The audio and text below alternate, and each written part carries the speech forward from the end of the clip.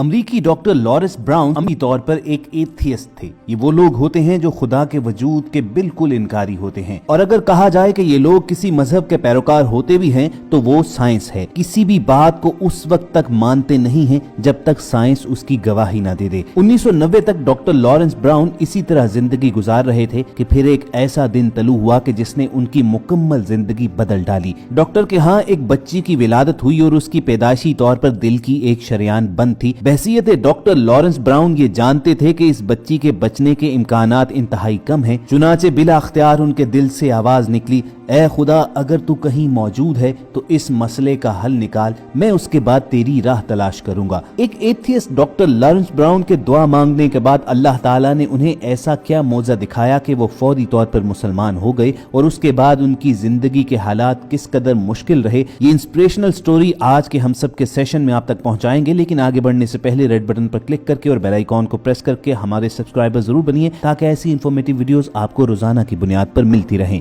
Doctor Lawrence brown एक Catholic ईसाई घराने में पैदा हुए, लेकिन होश संभालने के बाद एक दिन के लिए भी ईसाई नहीं रहे बल्कि मुल्हिद हो गए। ये किसी खुदा को नहीं मानते थे। ये ना सिर्फ अमेरिका के बेहतरीन हार्ट स्पेशलिस्ट थे बल्कि पूरी दुनिया में उनके मुकाबले का कोई डॉक्टर नहीं था। ये दुनिया भर में लेक्चर देने जाया करते थे, अमेरिका के बेहतरीन हॉस्पिटल में ड्यूटी किया करते, मगर यही अहम तरीन हॉस्पिटल और उसकी फैसिलिटीज एक दिन उनके सामने बेबस और लाचार सर झुकाए खड़ी हो गई। ये 1990 की बात है जब उनके घर उनकी दूसरी बेटी की पैदाइश हुई। बच्ची को लेबर रूम से सीधा ऑपरेशन थिएटर मुंतकिल करना पड़ा। उसकी दिल की शरियानों में एक ऐसा नुक्स था जिसकी वजह से उसका जिस्म ऑक्सीजन मिला खून नहीं ले पा रहा था। लॉरेंस ब्राउन साहब का कहना है कि मैं बजाते खुद एक डॉक्टर था और मुझे इल्म था कि मेरी बेटी के साथ क्या मसला है। उसका जिस्म आहिस्ता आहिस्ता डेड हो रहा था क्योंकि उसे ब्लड ऑक्सीजन नहीं मिल रही थी। उसका सिर्फ एक ही इलाज था कि उसकी चीर फाड़ करके आर्टरी की ग्राफ्टिंग करके उसे रिप्लेस कर दिया जाए। अव्वल तो इस ऑपरेशन की कामयाबी की कोई उम्मीद नहीं थी, और अगर ये ऑपरेशन कामयाब हो भी जाता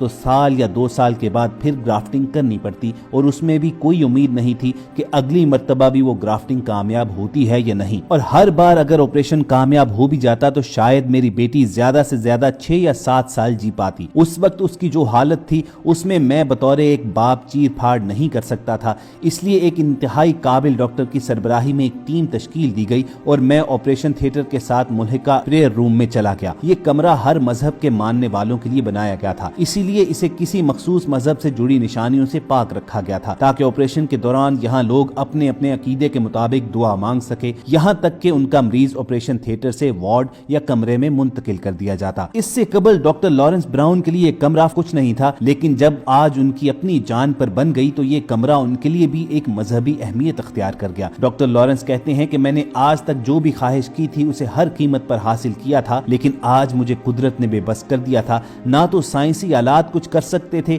ना असर व रसूख, और ना ही मेरी दौलत मेरी बेटी की जान बचा सकती थी। मेरे पास जब कोई चारा न रहा तो मैंने हाथ उठा लिया और उस हस्ती को पुकारने लगा जिसके वजूद ही से मैं आज तक मुनकिर रहा था। डॉक्टर लॉरेंस ने कहा कि ऐ खुदा अगर तू कहीं मौजूद है तो मेरी बेटी को बचा ले, उसके बाद मैं तेरी राह की तलाश पर निकलूंगा। डॉक्टर लॉरेंस ब्राउन काफी देर तक इसी तरह दुआ करते रहे और बिला आखिर उस कमरे से निकलकर ऑपरेशन थिएटर की जानिब वापस लौट आए। उन्हें ज्यादा से ज्यादा 15 मिनट लगे होंगे। वो कहते हैं कि जब मैं ऑपरेशन थिएटर में वापस लौटा तो वहां की फिजा ही बदली हुई थी, जो मैंने एक लम्हे ही में महसूस कर ली। वहां अफरा तफरी की बजाय सुकून और इत्मीनान था। टीम के सरबराह ने सर घुमाकर मुझे देखा और बोला कि बच्ची के ऑपरेशन की अब कोई जरूरत नहीं, खून का फ्लो दुरुस्त हो गया है, और उसके दुरुस्त होने की जो साइंसी वजूहात वो बता रहा था, मुझ समेत बाकी टीम मेंबर्स में से किसी की आंखों या चेहरे से इन वजूहात पर यकीन का 1% भी नजर नहीं आ रहा था। हम जानते थे कि ये सिर्फ बातें ही हैं और इनमें हकीकत नाम की कोई चीज मौजूद नहीं है। अलबत्ता एक चीज का मुझे इल्म हो गया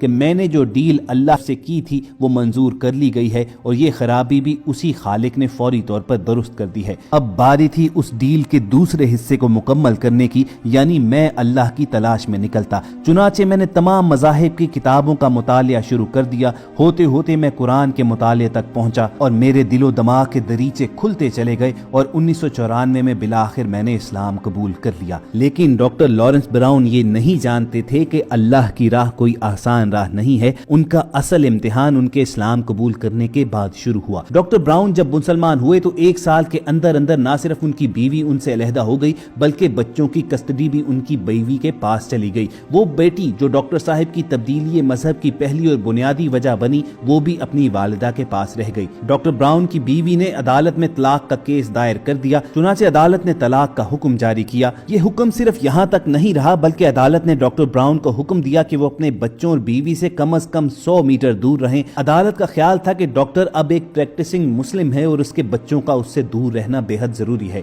دوسری جانب ڈاکٹر براؤن کے پیرنٹس نے بھی اپنے بیٹے کو مکمل طور پر آگ کر دیا۔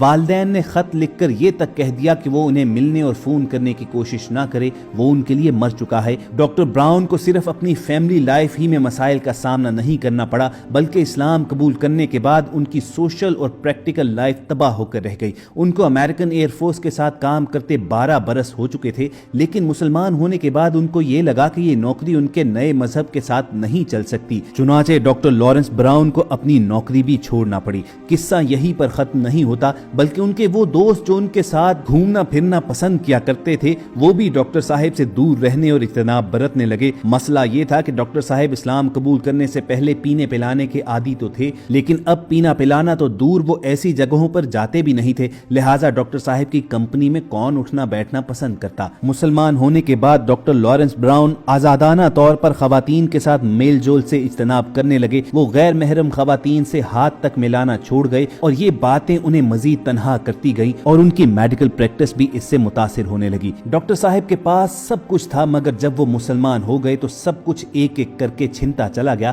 لیکن ڈاکٹر لارنس براؤن کا کہنا تھا کہ اللہ تعالیٰ اپنے بندوں کو اسی طرح آزماتا ہے۔ وہ تمام مصائب اور مشکلات کا سامنا کرنے کے باوجود ثابت قدم رہے، اللہ تعالیٰ کی راہ پر گامزن رہے اور پھر آہستہ آہستہ ان کی زندگی آسان ہونا شروع ہوئی۔ ان کا کہنا تھا کہ یورپ میں اگر کوئی شخص اپنا ذاتی گھر بنا لے تو اسے کامیاب سمجھا جاتا ہے، لیکن اللہ نے مجھے امریکہ میں گھر چھن جانے کے بعد مدینہ میں گھر دے دیا۔ ہوا کچھ یوں کہ ڈاکٹر لارنس براؤن کے لیے مدینہ میں ٹیچنگ اور میڈیکل پریکٹس کی ایک اپرچونٹی نکلی اور فوری طور پر وہ وہاں پر پہنچ گئے۔ ڈاکٹر لارنس براؤن کہتے ہیں کہ مدینہ دنیا کا سب سے بہترین شہر ہے، یہ میرے نبی صلی اللہ علیہ وآلہ وسلم کا گھر ہے، یہاں چوری کا خطرہ نہیں، سکون ہے۔ میں نے پوری دنیا گھوم رکھی ہے لیکن یقین کیجئے کہ مدینے جیسا شہر کہیں نہیں دیکھا۔ اللہ پاک نے مجھے اب دوسری بیوی اور بچہ دے دیا ہے اور امریکہ میں جائیداد کھونے کے بعد اپنے عزیز ترین شہر میں گھر دیا۔ اب ڈاکٹر صاحب کے تعلقات اپنے والدین سے بھی بہتر ہو چکے ہیں، یہ کبھی کبھار اپنے بچوں سے بھی بات کر لیتے ہیں بلکہ سال میں ایک آدھ بار مل کر چھٹیاں بھی گزارتے ہیں۔